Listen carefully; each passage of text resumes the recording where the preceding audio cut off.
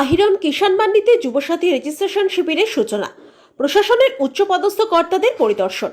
সুতি ১ নম্বর ব্লকের আহিরন কিষাণ মান্ডি প্রাঙ্গণে আজ থেকে শুরু হলো রাজ্য সরকারের বিভিন্ন জনকল্যাণমূলক প্রকল্পের রেজিস্ট্রেশন শিবির। যুবসাথী প্রকল্পের নিবন্ধনকে কেন্দ্র করে আয়োজিত এই বিশেষ ক্যাম্পে সকাল থেকেই ভিড় লক্ষ্য করা যায়। পাশাপাশি লক্ষ্মীর ভাণ্ডার, কৃষক ভূমিহীন সহায়তা এবং সেচ কর মুকুব সংক্রান্ত রেজিস্ট্রেশন প্রক্রিয়াও একসঙ্গে চলছে বলে প্রশাসন সূত্রে জানা গিয়েছে। শিবির পরিদর্শনে উপস্থিত ছিলেন জঙ্গিপুর জেলার পুলিশ সুপার অমিত কুমার সাউ এবং জঙ্গিপুর মহকুমা শাসক।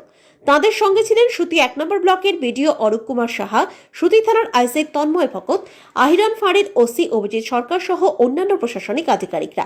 প্রশাসনের পক্ষ থেকে জানানো হয়েছে, সাধারণ মানুষের সুবিধার্থে সমস্ত কাউন্টার পৃথকভাবে সাজানো হয়েছে এবং পর্যাপ্ত কর্মী নিয়োগ করা হয়েছে, যাতে দ্রুত এবং সুষ্ঠুভাবে রেজিস্ট্রেশন সম্পন্ন করা যায়।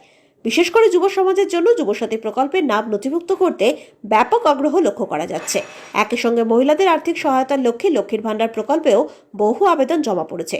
কৃষক এবং ভূমিহীন পরিবারগুলির জন্য নির্ধারিত প্রকল্পগুলির ক্ষেত্রেও প্রয়োজনীয় নথি যাচাই করে রেজিস্ট্রেশন প্রক্রিয়া চালানো হচ্ছে। সেচ কর মুকুব সংক্রান্ত আবেদন গ্রহণের জন্য আলাদা ডেস্ক রাখা হয়েছে। নিরাপত্তা এবং শৃঙ্খলা বজায় রাখতে পুলিশ প্রশাসনের কড়া নজরদারি ছিল গোটা শিবির জুড়ে।